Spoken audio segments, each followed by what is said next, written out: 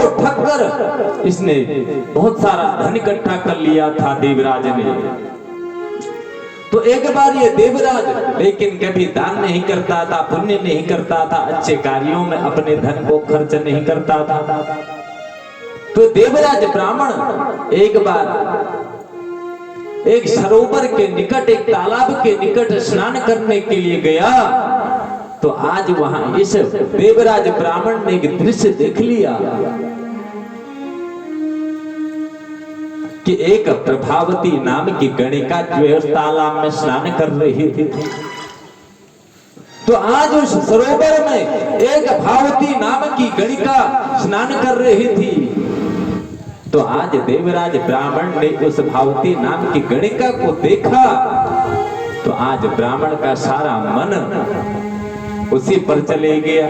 तो देखो भैया, इसलिए इसे महापुराण की कथा कहती है, कभी भी जीवन में यदि कोई पाप आता है तो सबसे पहले कहां से पाप प्रवेश करता है हमारे शरीर में? जरा जोर से बताओ ना आप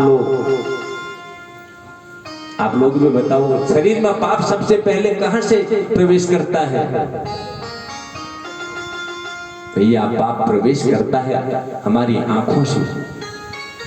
तो इसीलिए कहते हैं भैया अपनी आंखों से अच्छे दर्शन करो, संतों के दर्शन करो, भगवान के दर्शन करो, तीर्थों का दर्शन करो।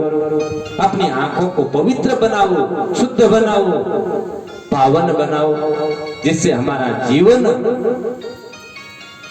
देवालय बन जाए, तीर्थ बन जाए। तो इसीलिए भैया जिसकी दृष्टि बिगड़ जाती है उसकी सारी सृष्टि बिगड़ जाती है, और जिसकी दृष्टि सुधर जाती है उसकी सारी सृष्टि सुधर जाती है। तो इसलिए महापुराण की कथा कहती है कि अपने दृष्टि को सुंदर बनाओ, अच्छे दृश्यों का दर्शन करो। क्या बोलना पड़ेगा? तो आज तो भैया कई लोगों की दृष्टि इतनी बिगड़ी रहती है, इतनी बिगड़ी रहती है,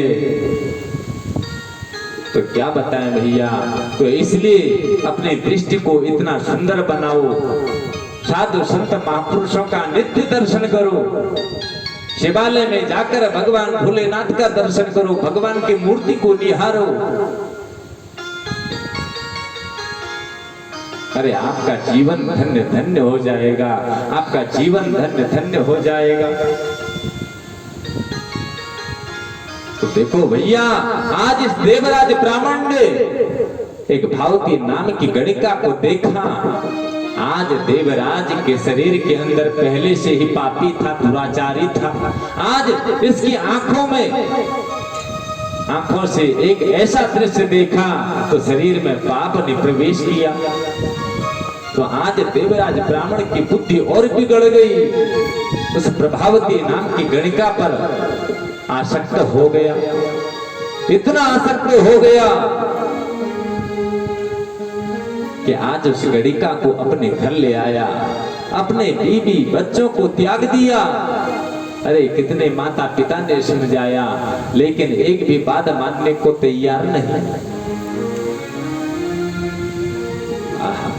आज तो इसने देवराज ने अपने बच्चों को घर से निकाल दिया, पत्नी को निकाल दिया, माता पिता को घर से निकाल दिया।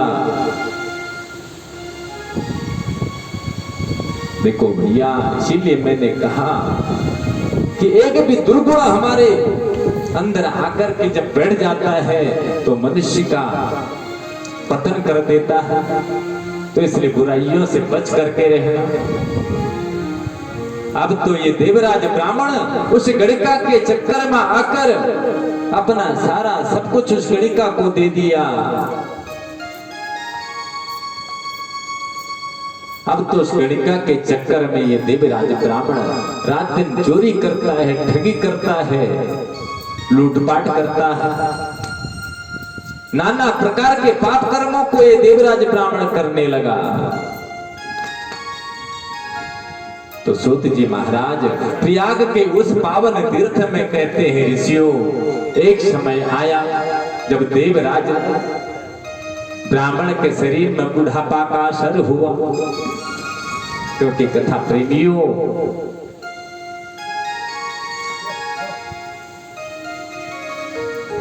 अरे ये तो भगवान की बड़ी कृपा भैया। अरे बार बार मनुष्य का जन्म होता है, बार बार मरण होता है और बार बार मां के गर्भ में आकर के रहना पड़ता है।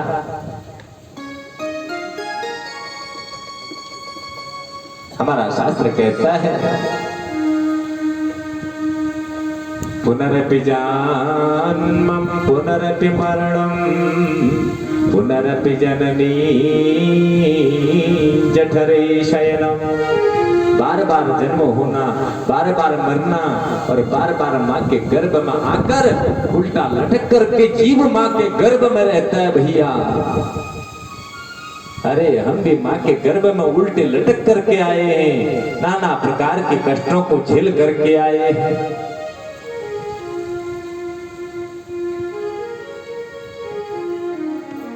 तो भैया आज देवराज ब्राह्मण के शरीर में बुढ़ापा आया,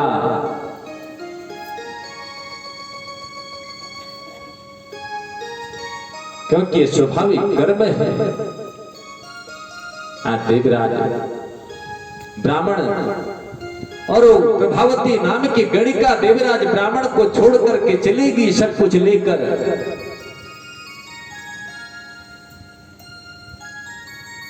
देखो कथा प्रेमियों,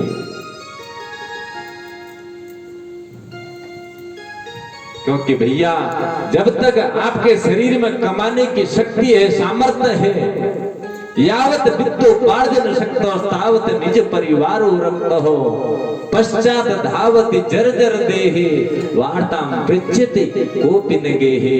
फिर आपकी कुशल पूछने वाला कोई नहीं।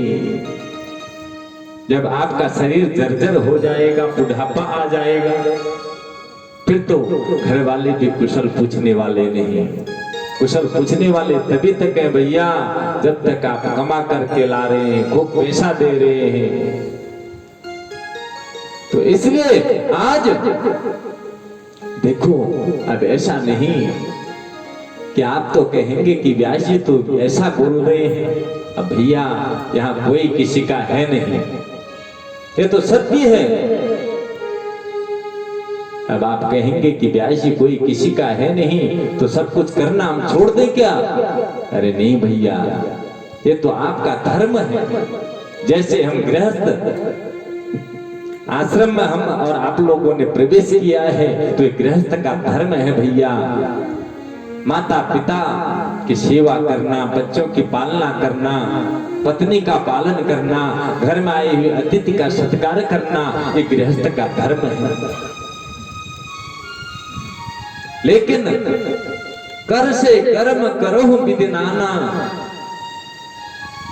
सबकी पालना करो, पोषण करो, सबकी पूर्ति करना, लेकिन मन राखो जहां कृपा निधाना। अपने मन को भगवान गोविंद के चरणों से जोड़ करके रखना, तभी आपका कल्याण होने वाला है, अन्यथा बिल्कुल नहीं। भैया ये गृहस्थ का धर्म है। अतः श्रीमद् भागवत में कथा आती है, अरे कि ब्रह्मा विष्णु महेश जिसको माता अनुसुईया ने अपना छोटा सा बालक बना दिया। अरे हमारी माताओं के अंदर, हमारी बहनों के अंदर इतनी सामर्थ्य है कि वो भी भैया नारायण को नर बनने पर मजबूर कर देती है, ये शक्ति हमारी माताओं के अंदर है भैया।